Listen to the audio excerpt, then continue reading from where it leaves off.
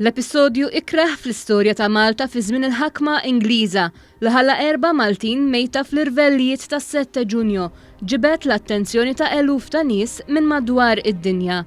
Dan permezz ta' film b'xeni miġbuda f'pajjiżna u li jinkludi l-atturi ta' fama internazzjonali Harvey Keitel u Malcolm McDowell.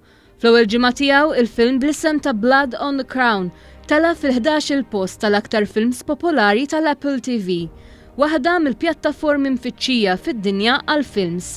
B'kitba tal-Malti Jean-Pierre Magro u b'direzzjoni tat-Taljan Davide Ferrario, il-film juri l-istorja li ħallit lil Maltin Wenzu Dyer, Manuel Attart, Carmenu Abela u Lawċi Giuseppe Bajjada mejtin.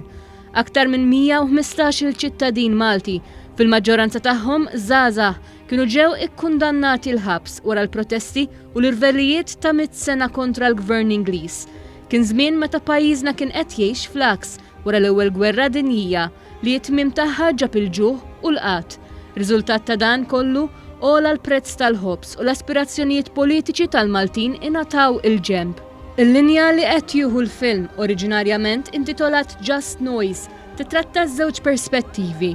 Minnaħa, l-omertà tal-forzi militari Brittaniċi biex jagħtu l-inċidenti li waslu għall-imbarazzament tal-imperu u minnaħa l-oħra ir-reżiljenza u l-kuraġġ muri minn kull faxxa tas-soċjetà Maltija biex iwettqu din ir-rivolta kontra l-ħakkiema.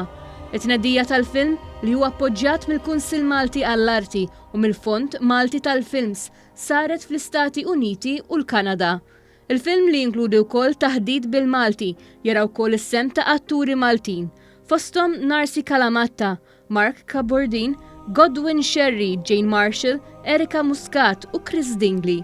F'dan il-film ħadu sem ukoll 1000 persuna u l-ġbit tal-film ħa 30 ġurnata.